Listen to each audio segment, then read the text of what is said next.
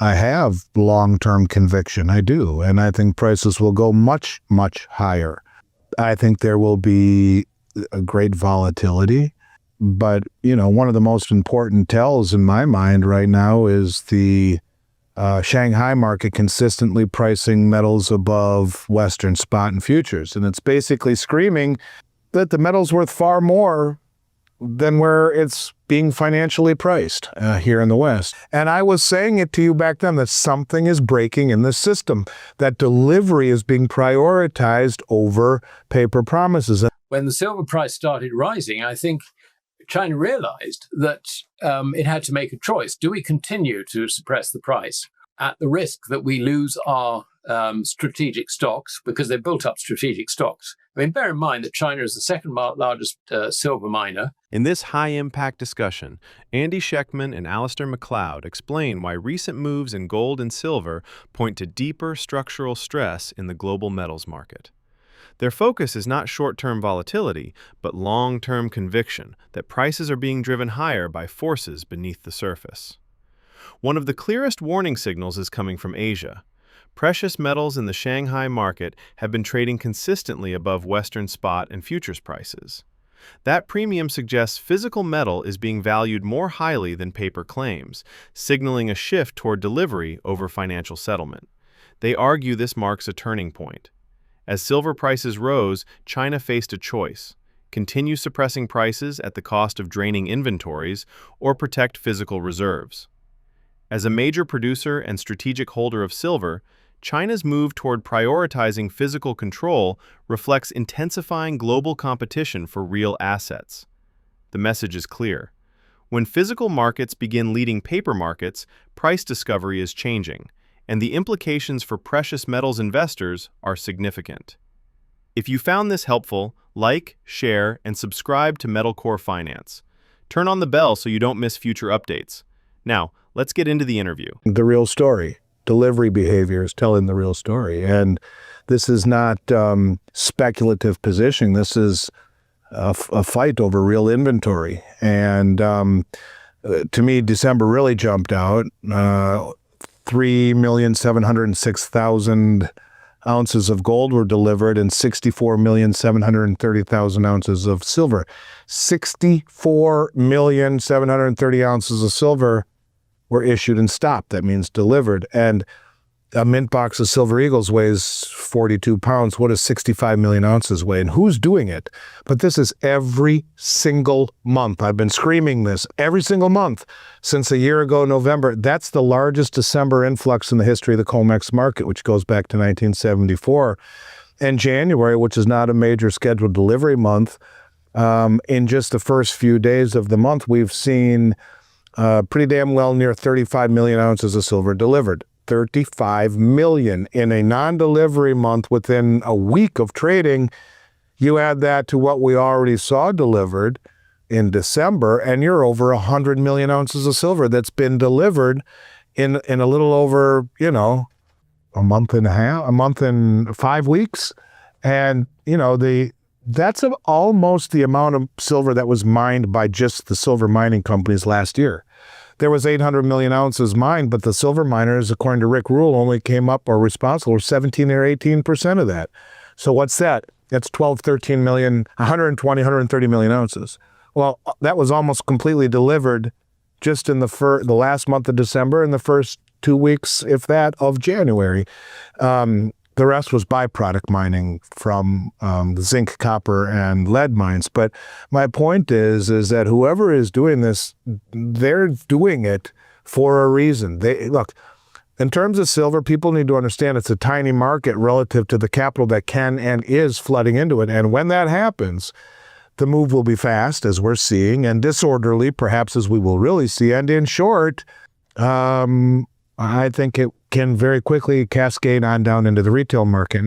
Now, if you peg the back end of the treasury market to gold in an effort to continue to allow the dollar to devalue by letting gold go higher and higher and higher and higher and letting the dollar go lower and lower and lower and lower, then you don't need interest rates much higher at all. You can have virtually zero interest rates on the back end of the bond market, redeemability in gold, but gold's got to go much higher or you're going to end up giving away all your gold.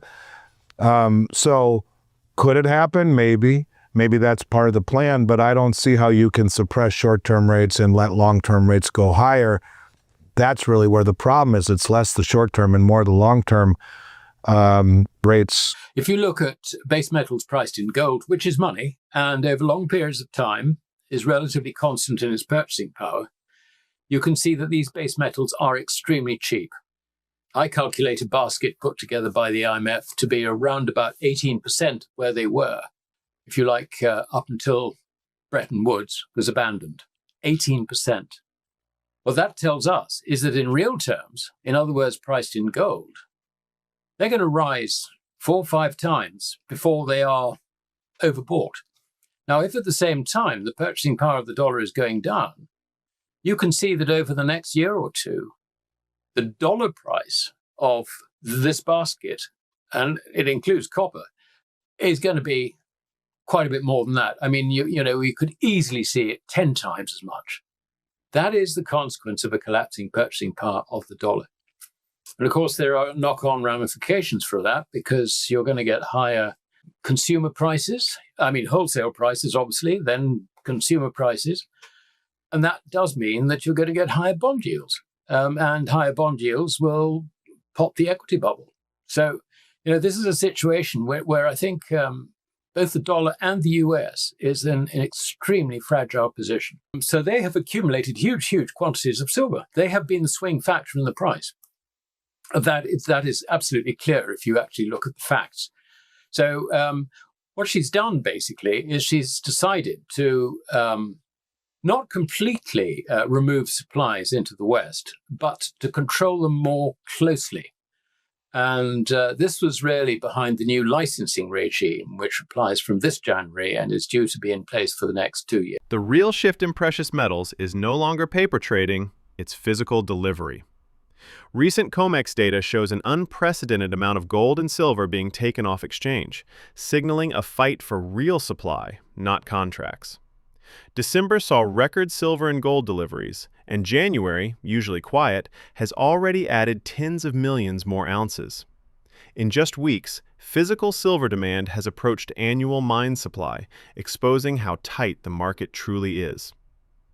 As inventories shrink and physical demand accelerates, price moves risk becoming fast and disorderly. With dollar purchasing power weakening and financial stress building, control of real metal is becoming increasingly critical. Now, let's get into the interview. The other point I'd like to make out is that the value of any fiat currency is not only dependent on changes in its quantity, but also changes in the faith people have in it, the people who actually have in this currency.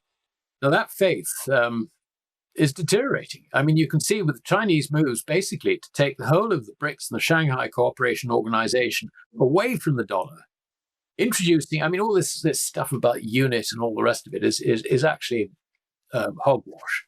What they're doing is quite simple. They're doing a Bretton Woods Mark III, and that is a currency system which is based on a yuan, which for trade settlement purposes will be tied to the value of the dollar.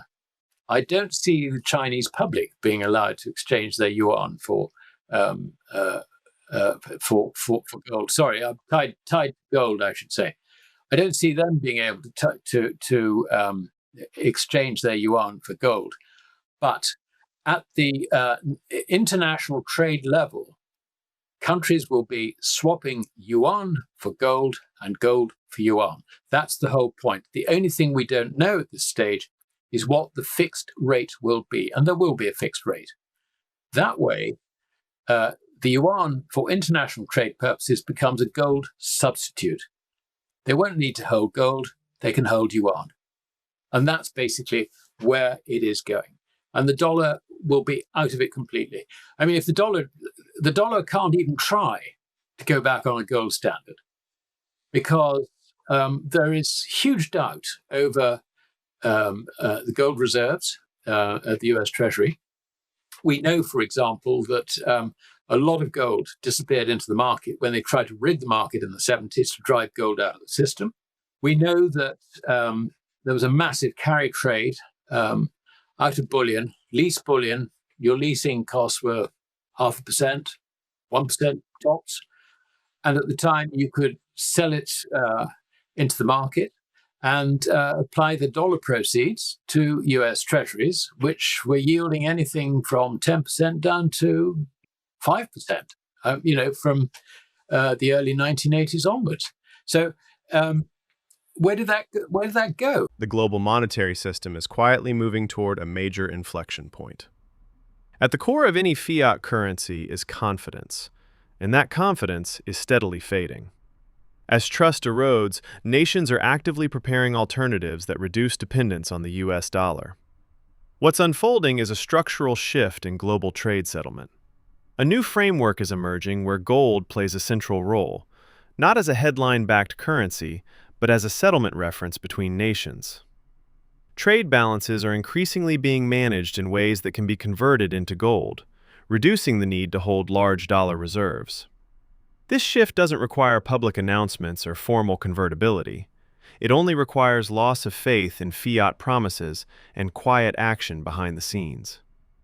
As this transition accelerates, the consequences for gold, silver, currencies, and global power dynamics could be profound.